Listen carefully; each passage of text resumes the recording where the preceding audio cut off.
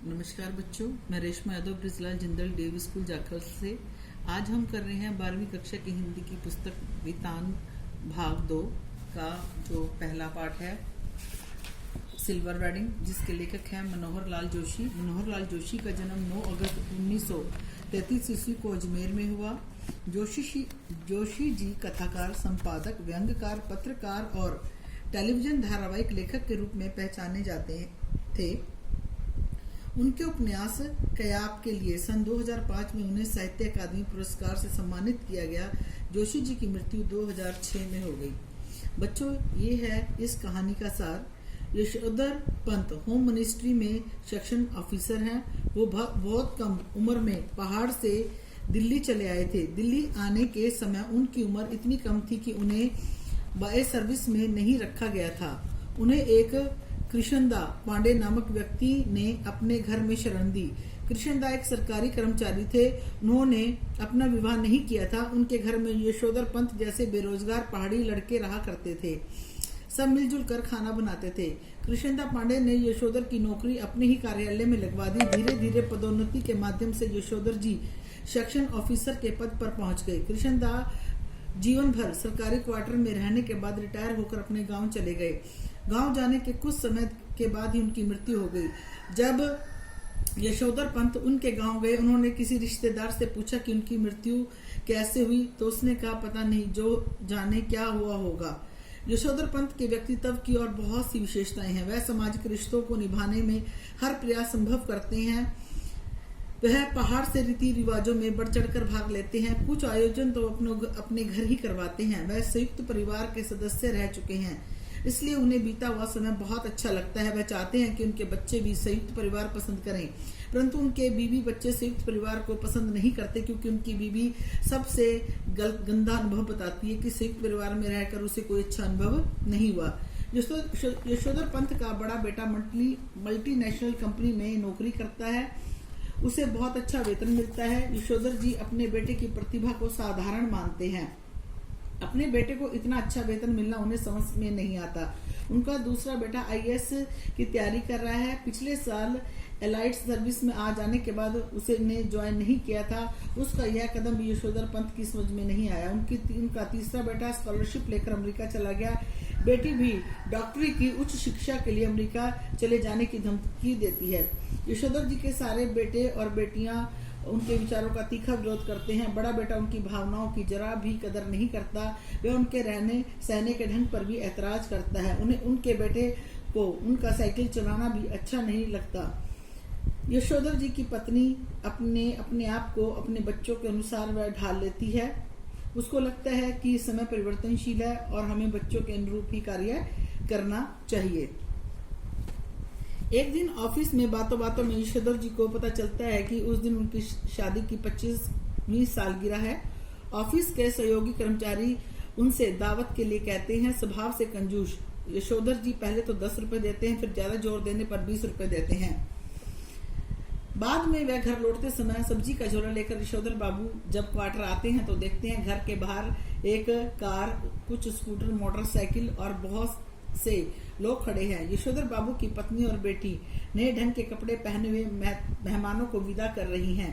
अपनी आदत के मुताबिक आधुनिक किस्म के अजीब लोगों की भीड़ देखकर यशोधर बाबू दुबक जाते हैं। जाने वाला व्यक्ति बड़े बेटे का बॉस होता है। उनके चले जाने के बाद वह घर में आते हैं। वहां पर उन्हें पता चलता है कि घर में उनकी सिल्वर वेडिंग का समारोह रखा गया है। अपने एक रिश्तेदार की व्यंग भरी टिप्पणी सुनकर यशोधर जी को अपने बेटे के बारे में गर्व भी होता है। घर में होने वाले अच्छे बर्ताव को भीतर ही भीतर बहुत बदलाव को वो पसंद भी करते हैं। बच्चों के जोर देने पर यशोधर बाबू ना चाहते हुए भी समारोह में केक काटते हैं। अनुरोध करने पर भी वह ना तो केक खाते हैं ना ही लड्डू। वह संध्या करने के बहाने पूजा में बैठ जाते हैं। वह जानबूझकर पूजा करने में देर करते हैं। बाहरी मेहमानों के चले जाने के बाद वे कमरे में आते हैं। कृष्णदास से सीखी हुई आदत के मुताबिक उन्होंने गमछा ही पहन रखा था। इस तरह बाहर आने पर उनके बेटे और बेटी चिढ़ जाते हैं। दावत में आए लोगों ने यशोधर जी को कुछ उपहार भी दिए। उन उपहारों के बारे में पूछा तो उनका सबसे बड़ा बेटा सबसे बड़ा पैकेट उठाता है। वह उसे खोलकर एक ऊनी ड्रेसिंग गाउन निकालता है। वह बताता है कि वह यह गाउन उनके लिए लाया है। उसे यशोधर जी का फटा हुआ पुलोवर पहनकर दूध लेकर आना अच्छा नहीं लगता। वह उनको कहता है कि वह इसे पहनकर जाया करें। घर के सारे लोग उस गाउन को पहनने का आग्रह करते हैं। यशोधर जी उस गाउन को पहन लेते हैं, लेकिन उनके मन के भीतर कहीं एक उदासी छा जाती है। लेखक कहता है कि यह कहना मुश्किल है कि इस घड़ी में उन्हें यह बात चुभ गई कि उनका जो बेटा यह कह रहा है कि आप सवेरे ड्रेसिंग गाउन पहनकर दूध लेने जाया करें, वह यह नहीं कह रहा कि दूध मैं ला दिया करूंगा। और इस गाउन को पहनकर अपने अंगों में वह कृष्णदा को उतार लेते हैं, जिनकी मौत जो हुआ होगा से हुई है। इस तरह यह कहानी एक मार्मिक स्थिति में खत्म हो जाती है। बच्चों, ये था इस कहानी का सार। अब है इसके अभ्यास के प्रश्न। यशोधर बाबू की पत्नी समय के साथ ढल सकने में सफल होती है, लेकिन यशोधर बाबू असफल होते हैं, ऐसा क्यों? यशोधर बाबू जी का व्यक्तित्व है वह उसको कृष्णदा जैसा बनाने में लगे हुए हैं। उनको कोई भी बदलाव अच्छा नहीं लगता। कृष्णदा बहुत हद तक सामाजिक जीवन से जुड़े व्यक्ति थे। उनको ये लगता था कि जिंदगी में उनके कुछ सिद्धांत भी थे। यशोधर बाबू के साथ ऐसा नहीं था। उनके 4 संतानें थी, 3 बेटे थे, 1 बेटी थी। उनकी जो पत्नी है उसको ये लगता है कि समय परिवर्तनशील है और वह बच्चों के अनुसार अपने आप को बदल लेती है। पाठ में जो हुआ होगा कि कितनी छवियां उभर कर सामने आती हैं। पहले तो खुद कहानीकार ने स्पष्ट किया है कि पता नहीं क्या हुआ होगा। दूसरा, जब कृष्णदा के मरने पर ये यशोधर पंत उनके गांव जाते हैं, वो रिश्तेदार से पूछते हैं भी क्या हुआ हुआ, भाई कैसे मृत्यु हुई? वो कहता है जो हुआ होगा हुआ होगा।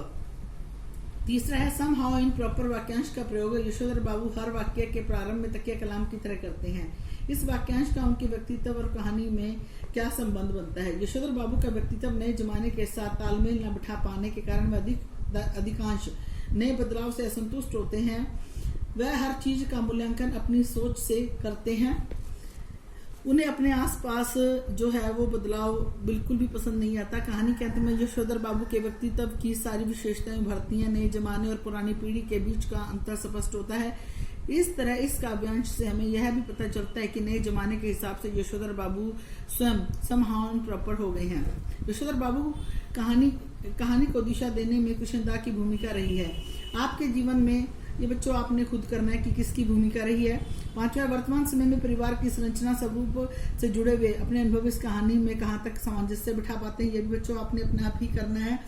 6वां और 7वां और 8वां क्वेश्चन ये आप खुद करोगे। कोई प्रॉब्लम होगी फिर आप मेरे से डिस्कस करोगे। अब ये पाठ आपने ध्यान से पढ़ना है बच्चों, और अभ्यास के जो प्रश्न है वो अपनी फेयर नोटबुक पे लिखने हैं। धन्यवाद।